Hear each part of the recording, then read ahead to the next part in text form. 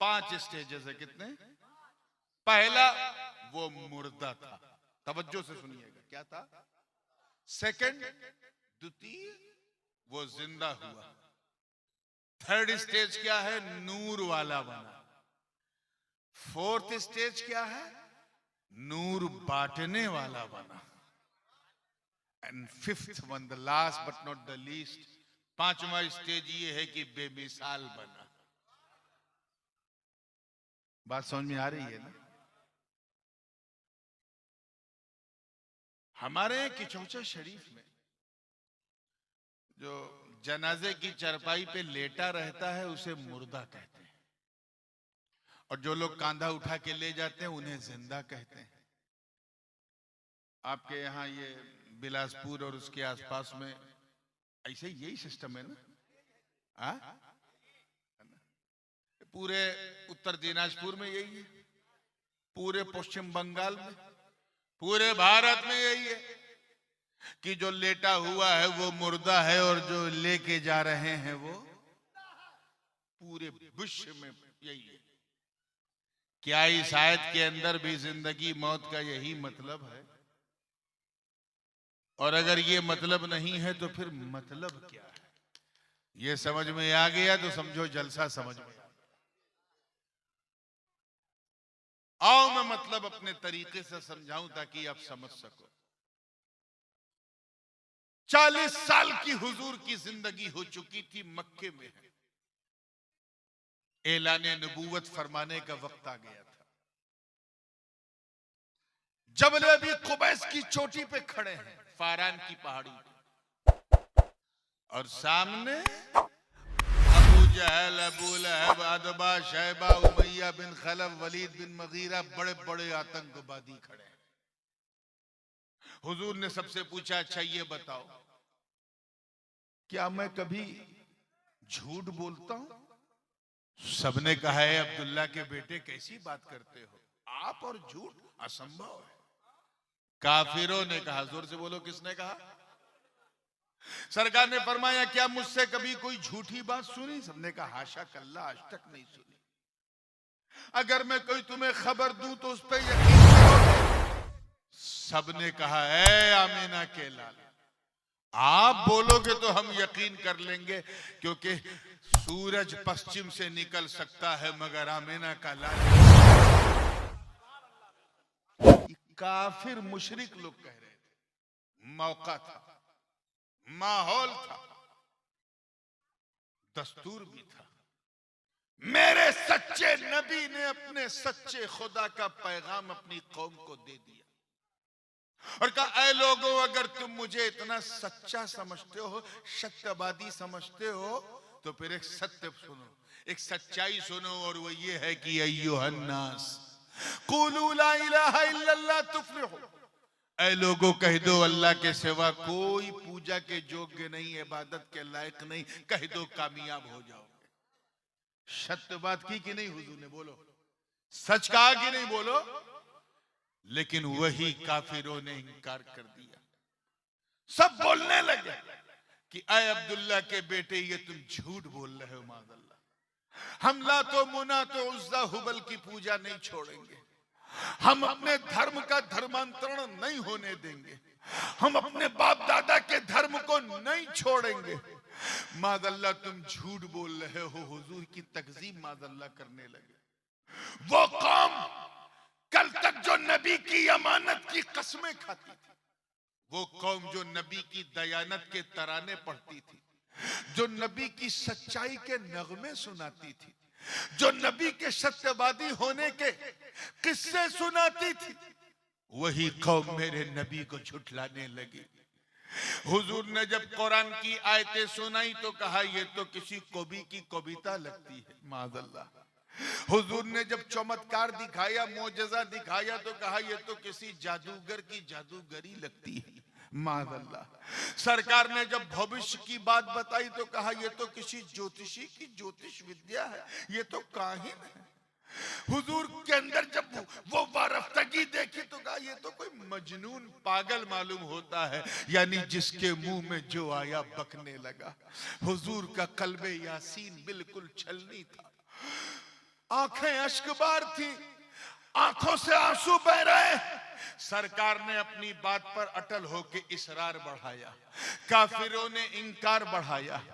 इसी इसरार, तवज्जो चाहूंगा, इसी इसरार और इंकार के बीच में बुलबुले सिदरा जिब्रील ने अपना नशेमन छोड़ा और बारगाह रिसालत में हाजिर हुए। अर्ज किया, या रसूल अल्लाह, आप रोए मत, इनकी परवाह मत करे, अल्लाह ने इनके हक में फैसला सुना दिया।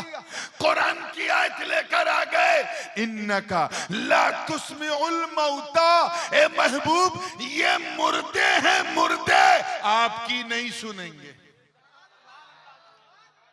आप जरा ख्याल करें, चलते फिरते अबू जहल को कुरान ने मुर्दा कहा, खाते पीते अबू लहब को कुरान ने जोरे बोले क्या कहा? मुर्दा कहा। ऊंट की पीठ पे बैठा शैबा मार्केट जा रहा है, कुरान कह रहा है ये मुर्दा। अतबा जो है वो बिजनेस कर रहा है, कुरान कह रहा है ये मुर्दा। और उधर ओहद की वादी गवाह है, नबी के सगे चचा जान सैयदुश्शुहदा अमीर हमजा रज़ी अल्लाह ताला अन्हु सीने पे तीर लग चुका है, रूहे अमीर हमजा जिस्म से निकल चुकी है, दांतों से कलेजा चबाया जा चुका है। सबने समझा कि अमीर हमजा मुर्दा हो गए। बरगो समर ने समझा कि मुर्दा है, शम्सो कमर ने समझा कि मुर्दा है, खुशको तर ने समझा कि मुर्दा है, हर बशर ने समझा कि मुर्दा है।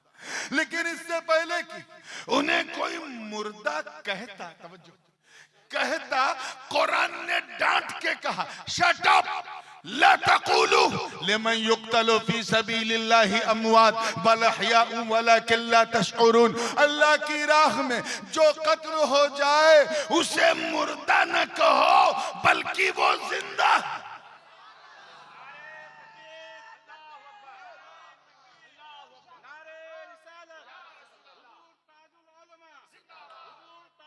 आप जरा ख्याल करें, तवज्जो चाहूंगा, जुमला जाया ना हो, ख्याल करें, विचार करें कि तख्त पे बैठा, सिंहासन पे बैठा यजीद चिकन बिरयानी खा रहा है और कुरान कह रहा है ये मुर्दा है। क्या कह रहा है?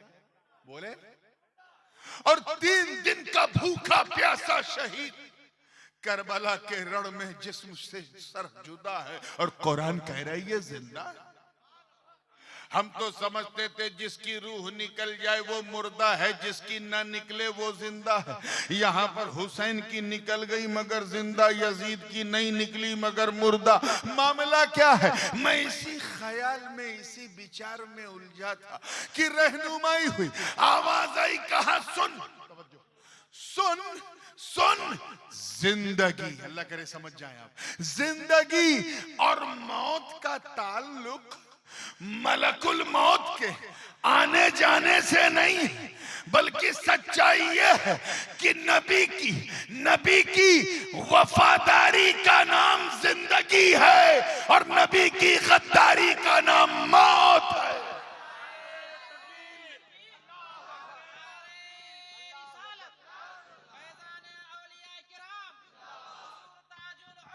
जिंदाबाद जिंदाबाद। नबी की वफादारी का नाम बोले जिंदगी है। क्या है? गद्दारी का नाम क्या है? अब अगला जुमला जरा दिल थाम के सुनो तो मजा आ जाएगा।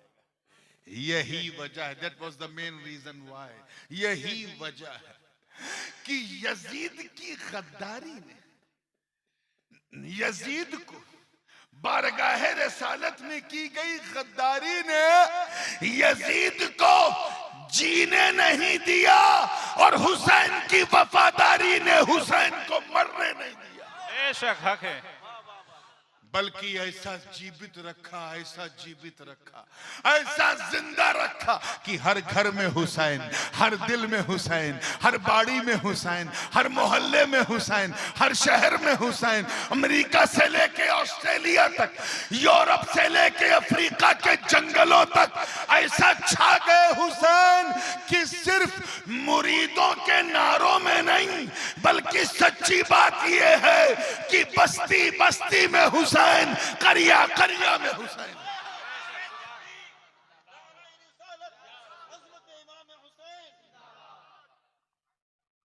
तो क्लियर हो गया कौन जिंदा है। कौन जिंदा है? जो नबी का वफादार है, वो क्या है?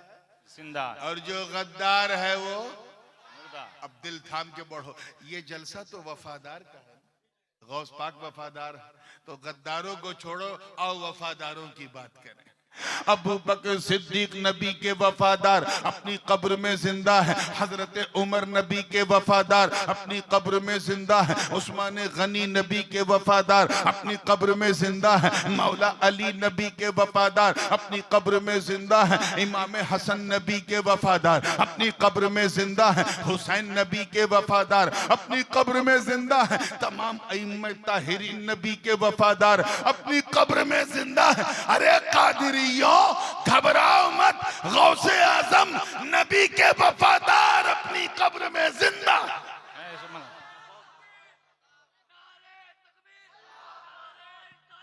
या रसूल अल्लाह।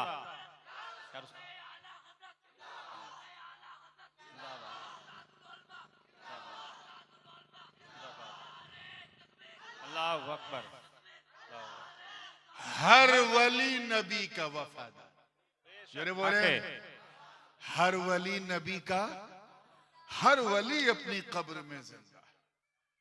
अच्छा, ये थोड़ा सा आपका मूड पर रखने की कोशिश करें। इतना तो आप भी जानते हैं, सबको पता है कि लेन देन जो है ये जिंदों में होती है। किसमें होती है? मुर्दों में नहीं होती। क्रेडिट, डेबिट, ये सब जिंदों में चलता है। ट्रेडिंग, लीडिंग, डीलिंग, वार्तालाप, ये सब किसमें होता है? बोलो।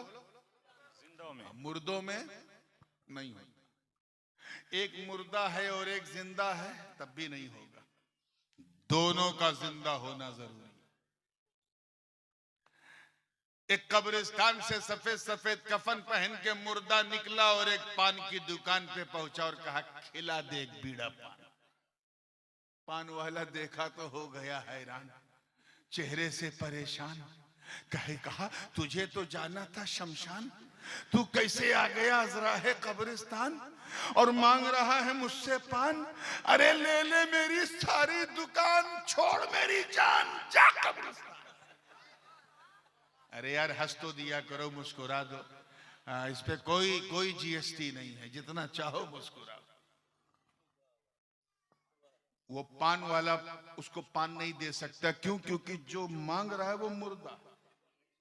तो ये जो डीलिंग होती है, लेन देन, ये दोनों जिंदा हो। क्या हो? एक जिंदा एक मुर्दा तो डीलिंग नहीं होगी। तवज्जो, उधर गौसे आजम जिंदा, यहां सारे कादिरी जिंदा। हक है। वहां गरीब नवाज जिंदा, यहां सारे चिश्ती जिंदा। वहां मखदूम समनानी जिंदा, यहां सारे अशरफी जिंदा। अब डीलिंग जिंदों में होती है। हमने उलमा से पूछा कि हम क्या दे सकते हैं। उलमा ने समझाया कि देखो, अल्लाह वालों को तुम्हारे डॉलर पैसे की जरूरत नहीं, टका की जरूरत नहीं, पैसों की जरूरत नहीं। उन्हें अगर प्रसन्न करना है, राजी करना है, खुश करना है, तो फिर उन्हें सवाब भेजो। क्या भेजो? फिर उलमा से पूछा क्या क्या सवाब है। उलमा ने बताया कुरान पढ़ना सवाब, नात पढ़ना सवाब, मनकबत पढ़ना सवाब, गरीबों को खिलाना सवाब, लंगर पकाना सवाब, फातिहा दिलाना सवाब, लंगर को बांटना सवाब। हमने जलसा किया, तकरीर कराई, उलमा को इकट्ठा किया, नात पढ़े, मनकबत पढ़े, बिरयानी बांटा, लंगर बांटा, सारा सवाब इकट्ठा किया और इकट्ठा करके भेज दिया। यही है ईसाले सवाब। है। ये क्या है? इधर हमने भेजा, उधर गौस पाक को मिला, गरीब नवाज को मिला, दाता लाहौरी को मिला, बाबा फरीद को मिला, मखदूम समनानी को मिला। उन्होंने देखा कि अरे ये धरती पे रह के, तवज्जो, जमीन पे रह के हमारी पसंद जानता है कि हमें सिर्फ सवाब पसंद है। तो उधर से उन्होंने कहा मेरे मुरीद घबरा मत, जब तू मेरी पसंद का इतना ध्यान रखता है तो मैं भी तेरी जरूरत जानता हूँ, तेरी समस्या जानता हूँ, तेरी मुश्किल जानता हूँ। घर में लड़की जवान है, रिश्ता नहीं है, मैं जानता हूँ। लड़का जवान है, जॉब नहीं है, मैं जानता हूँ। कर्ज का बोझ है, मैं जानता हूँ। समस्या है, मैं जानता हूँ। घबरा मत, जब तू जमीन पर चल फिर के अपना पेट काट के मेरे लिए सवाब भेज रहा है तो मैं भी तेरी जरूरत का ख्याल करता रहूंगा। नारे तकबीर, नारे तकबीर, नारे रिसालत, हुजूर ताजुल उलमा, हुजूर ताजुल उलमा। तो यहां हम जिंदा, हमने भेजा, ये भेजा आपके भेजे तक पहुंच रहा है कि नहीं? हाँ तवज्जो, हम जिंदा, हमने भेजा, उधर वो जिंदा, उन्होंने रिसीव किया, वहां से भेजा, तो हम दोनों जिंदा थे, लेन देन हो गई। जरा मुर्दों को तो देखो, मुर्दों को, ना यहां से कुछ जाता है ना वहां से कुछ आता है। ये सिर्फ हमारी किस्मत है। ये क्लियर हो गया कि जो नबी का वफादार है वो जिंदा। आइए थोड़ा सा इस आयत का एक पसे मंजर भी बयान कर दूं। तमाम मुफस्सिरीन बशुमूल हजरत शेखुल इस्लाम अल्लामा मदनी मियां हफिज़हुल्लाह, उन्होंने भी तफसीर अशरफी में यही फरमाया, और तमाम मुफस्सिरीन ने, कि इस आयत में अल्लाह ताला ने अपने महबूब के चचा जान सैयदुल शुहदा हजरत अमीर हमजा के ईमान की बात, उस वाक़े को की तरफ इशारा फरमाया। वाक़या क्या था? हजरत अमीर हमजा का नाम सुना है ना, हर जुमा में सुनते हो, अल हमजा वल अब्बास सुनते हो ना। हुजूर के सगे चचा कौन थे? हुजूर अनेक अनेक उनसे भालोबासा करते थे, बहुत मोहब्बत थी उनसे, हद से ज्यादा प्यार था। और आलम ये था, मैं क्या बताऊं, कौन सी मिसाल दूं कि आपको हजरत अमीर हमजा समझ में आ जाए।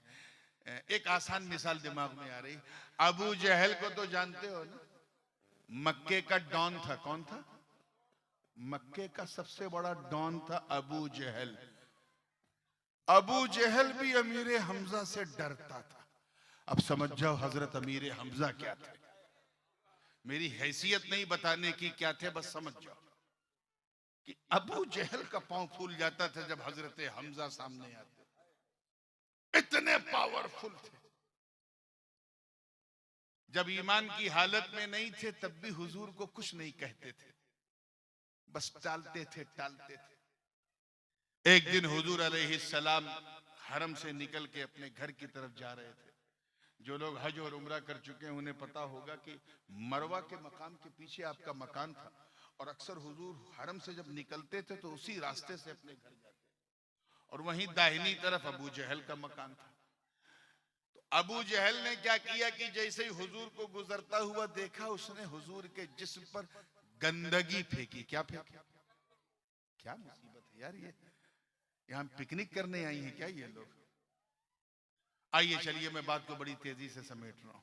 या तो फिर आप लोग औरतों का इंतजाम ही ना किया कीजिए, बहुत दूर किया कीजिए, ये सब जलसे को खराब करने बैठती है, हुज्जते बंगाल की पूरी निशान बन जाती है। आप इधर तवज्जो कीजिए।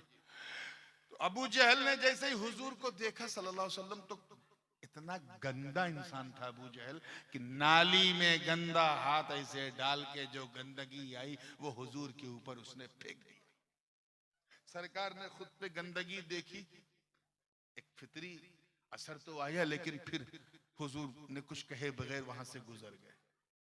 एक देखने वाले ने ये मंजर देखा, और जिसने देखा वो हजरत अमीर हमजा का गुलाम था। और ये उस जमाने की बात है जब हजरत अमीर हमजा हालत ईमान में नहीं थे। वो घर पहुंचा तो कहा, है अमीर है हमजा, ये बताइए कि आपको अपने परिवार में सबसे ज्यादा प्यार किससे है, किससे आप सबसे ज्यादा भालोबासा करते हैं? हजरत अमीर हमजा ने कहा, अगरचे मोहम्मद इब्ने अब्दुल्ला मेरी बात नहीं मानता, मैं उसकी नहीं मानता, लेकिन मैं सबसे ज्यादा उसी से प्यार करता हूं। अच्छा बहुत करते हैं? हद से ज्यादा करता। तो कहा चाहिए, बताइए अगर आपके भतीजे मोहम्मद इब्ने अब्दुल्लाह पर कोई गंदगी फेंके तो आप बर्दाश्त करेंगे? कहा अगर उसने ऐसा किया है और ये बात साबित हो जाए तो मैं पूरी गंदगी में उसे डाल दूंगा।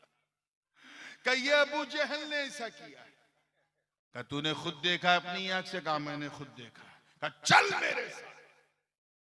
हजरत अमीर हमजा ने हाथ में डंडा लिया अपना, और वो अबू जहल जिसके दरवाजे के आगे से कुरैश धीरे धीरे बात करते हुए जाते थे कि कहीं अबू जहल को जलाल ना आ जाए, उस अबू जहल के दरवाजे को लात से, बूट की नोक से मारा और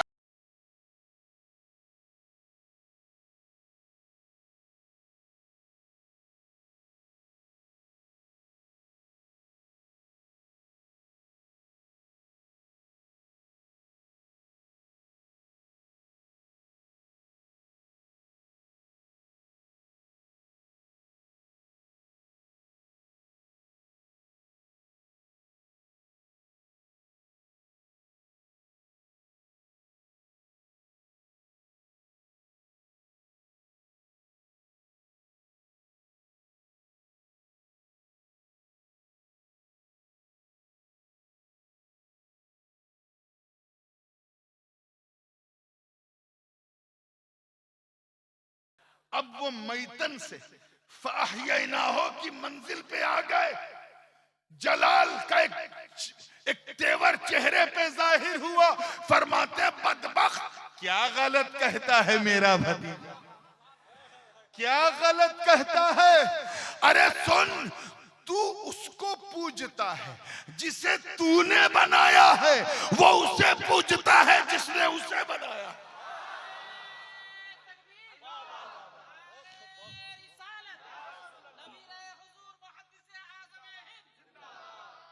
क्या गलत कहता है?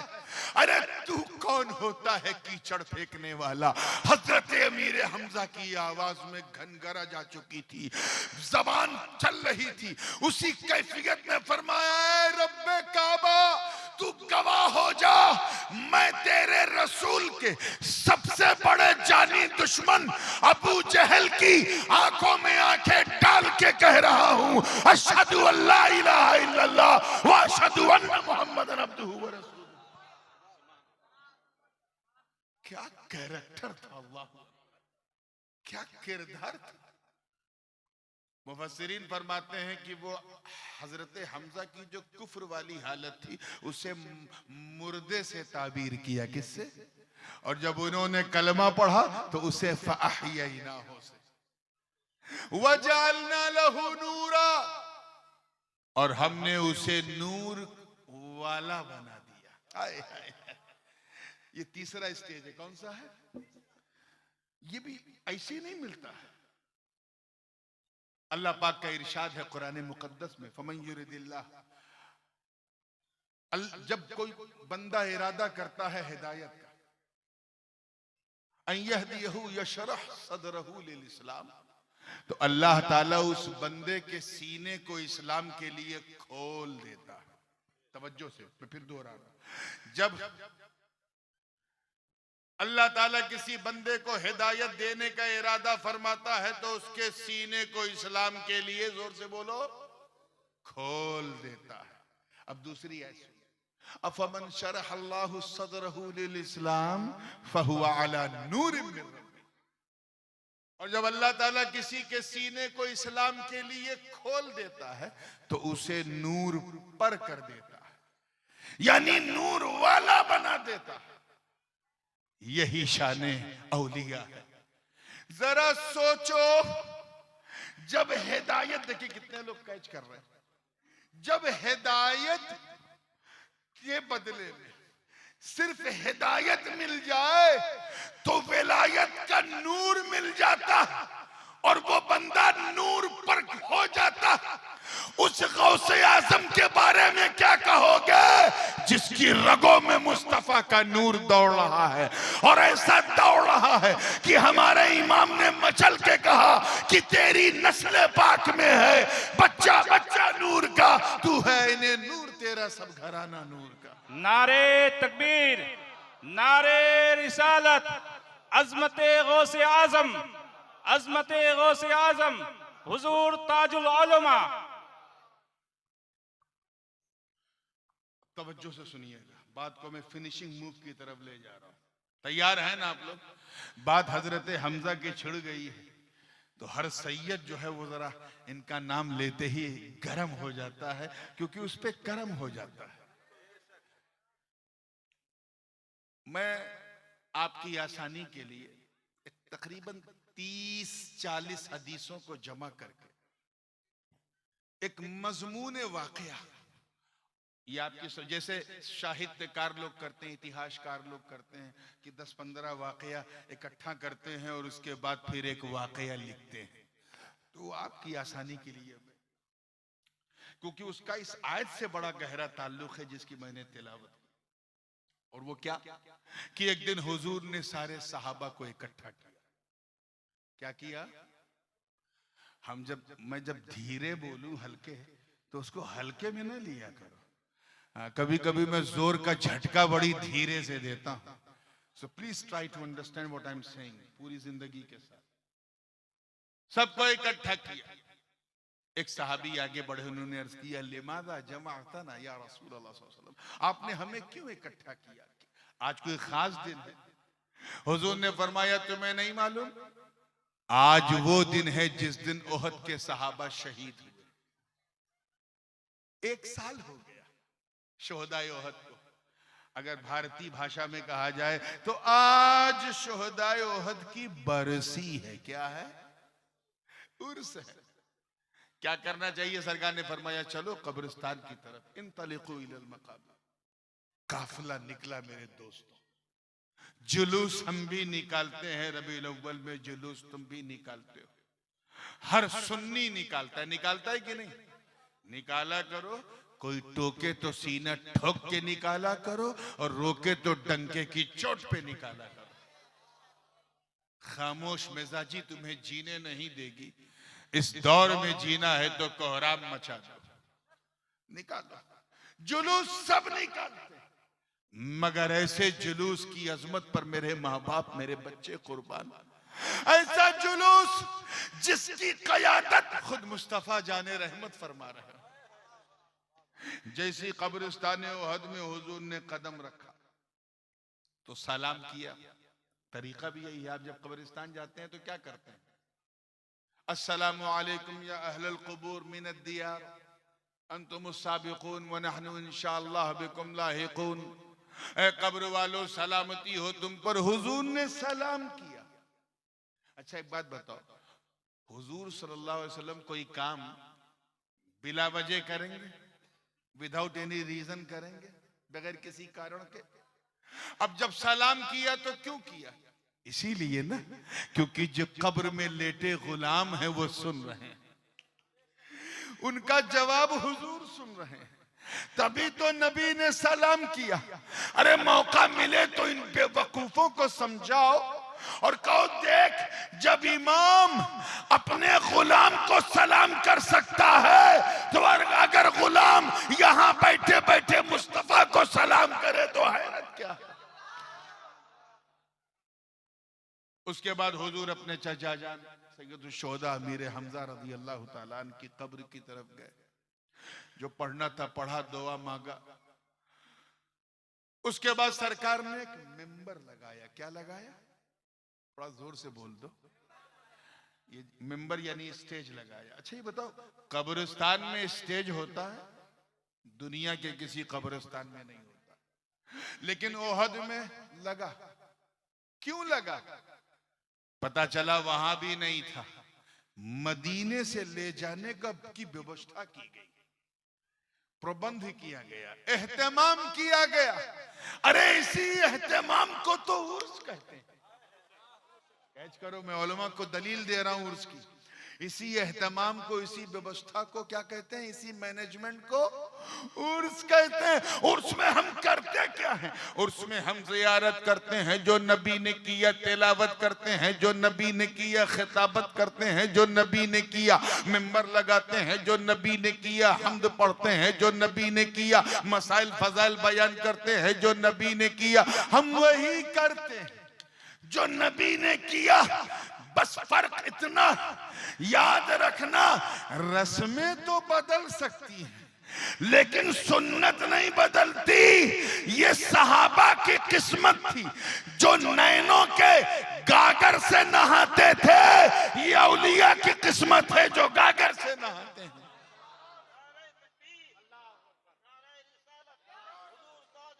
बात को खत्म कर रहा हूं। अब देखें जरा सा तस्वीर का ये रुख। हुजूर ने जब मेंबर लगाया तो तकरीर किया। क्या किया? तकरीर किया। बहुत धीरे बोल रहे हो, क्या मामला है? नींद तो नहीं आ रही? हाँ तो सब लगे। खिताब किया, तकरीर किया। तकरीर में बहुत कुछ बयान किया। उस बयान करते करते एक जुमला ऐसा था, बस उसी को मैं समझा के बात को खत्म करूंगा। हुजूर ने फरमाया, ऐ लोगों, मैं अपनी हकीकत के रुख से एक पर्दा उठाने जा रहा हूं। सारे पर्दे उड़ गए तो अबू बकर क्या, जिब्रील भी बर्दाश्त नहीं कर पाएंगे। लम यारिफुनी हकीकतन गैर रब्बी या अबा बकर, कोई नहीं पहचानता मेरी हकीकत। मैं एक पर्दा।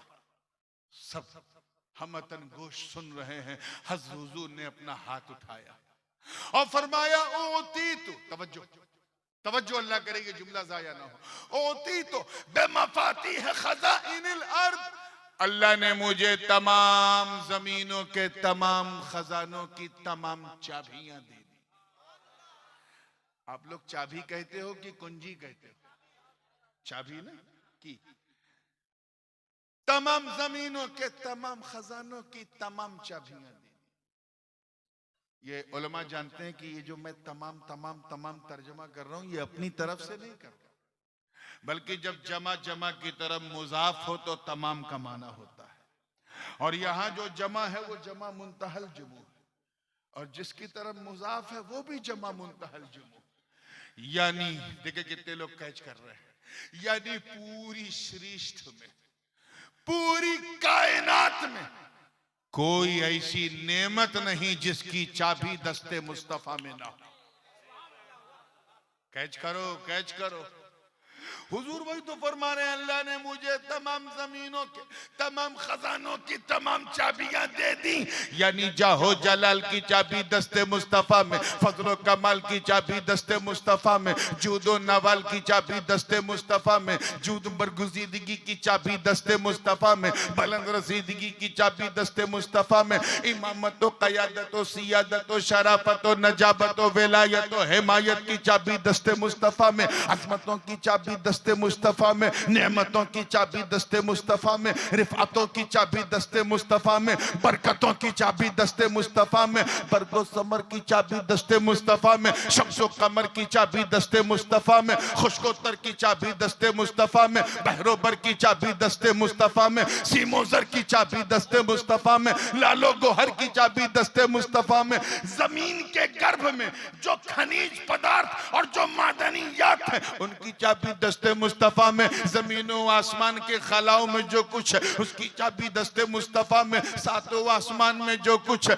उसकी चाबी दस्ते मुस्तफा में, दरिया की गहराई में जितनी नेमतें हैं सबकी चाबी,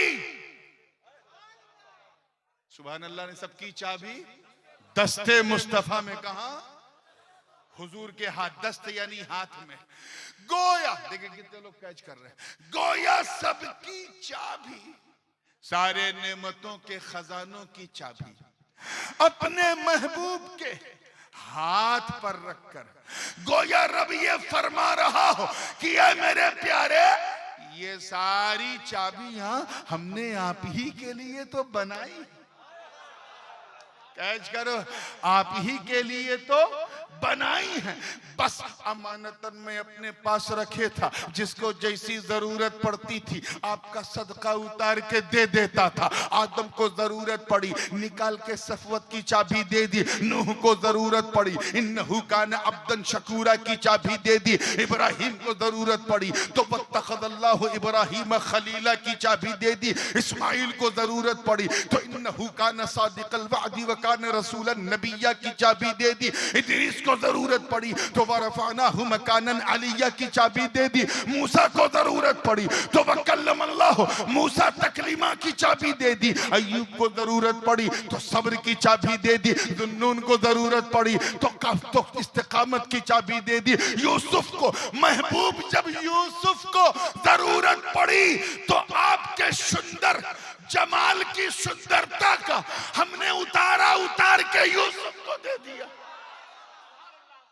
जब शुआइब को जरूरत पड़ी तो अदलो मीजान की चाबी दे दी। जब ईसा को जरूरत पड़ी तो वह उबरी उलकमहा वल अबरसा वह हियल मौता बेइज़्निल्लाह की चाबी दे दी। मगर ऐ महबूब, अब तो आपका नूरे नबूवत मानो रूप धारण कर चुका है, मनुष्य के रूप में आ चुका है।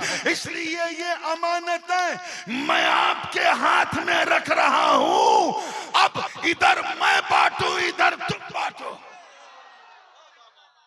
इन्नमा अना कासिम वल्लाहु युती का जुब्बो दस्तार पहन लो। ऐ मुस्तफा, देन मेरी होगी, तकसीम तेरी होगी, माल मेरा होगा, बंटवारा तेरा होगा। जिसे तू देगा उसी को मिलेगा, क्योंकि यहाँ न कोई मैं है न कोई तू है। जो मेरा है वो सब तेरा है, जो तेरा है वो मेरा है। तभी तो हमारे इमाम ने कहा कि मैं तो मालिक ही कहूंगा कि हो मालिक के हबीब, यानी महबूब वो मुहिम में नहीं, मेरा तेरा।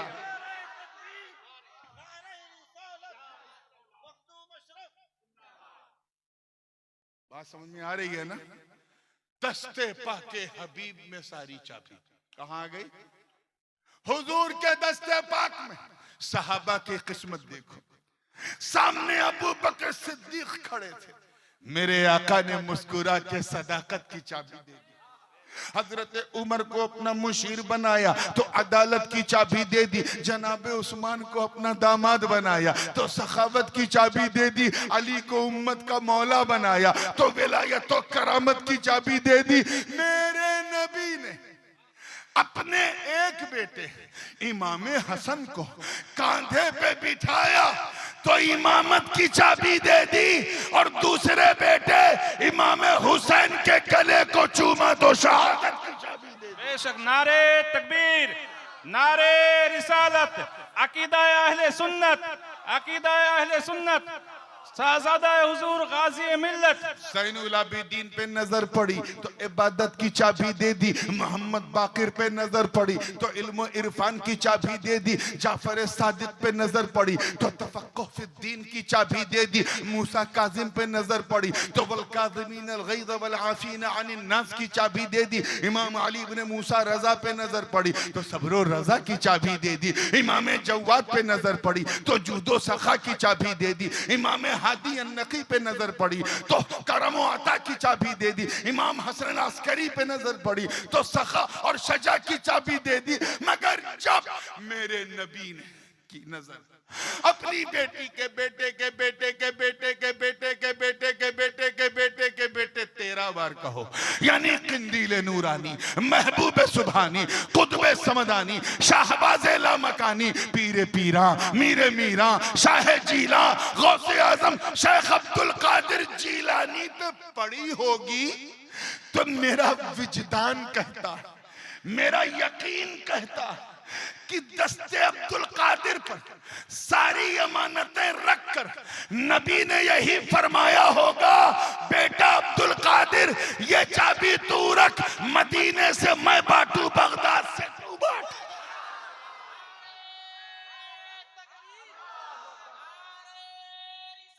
या रसूल अल्लाह जिंदाबाद, जिंदाबाद। बगदाद से तू बांट, मदीने से मैं बांटू। चुनांचे ऐसा बंटवारा किया कि अब जिसको मदीने से मिलना है उसे बगदाद वाले गौस से मिलना। परतबे नूरे पाके मुस्तफा बनकर गौसे आजम ने जिस तरह तकसीम की है, तकसीम का आलम यह था कि जब लोग लेते थे तो चेहरा तकते रहते थे, धड़कनों पर हाथ रख के कहते थे कि चेहरा तो अब्दुल कादिर का है, जलवा मुस्तफा का नजर आ रहा, जलवा मुस्तफा का नजर आ रहा। ये बड़ा वास्ट और बहुत फैला हुआ उन्वान है, और अभी दुआ और सलाम भी है। मैंने सोचा था कि मैं 1 घंटा सवा घंटा जो भी मेरा समय है, मैं उसमें अपनी बात को, अपनी वाणी को विराम दूंगा।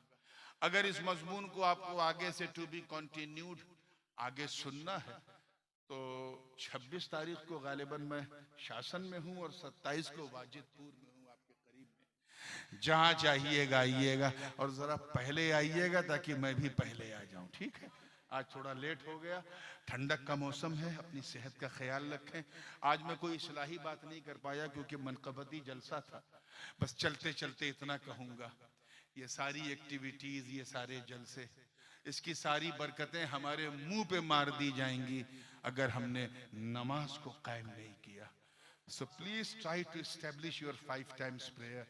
अपनी नमाज को स्थापित करो, ऐसे मुसलमान बनो कि जब तुम्हें गैर देखे तो कहे वाह, जब बंदा ऐसा है तो मौला कैसा होगा, जब उम्मती ऐसा है तो इसका नबी कैसा होगा।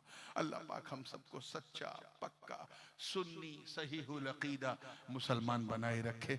अगर खामोश रहूं मैं तो तू ही सब कुछ है, जो कुछ कहा तो तेरा हुस्न हो गया।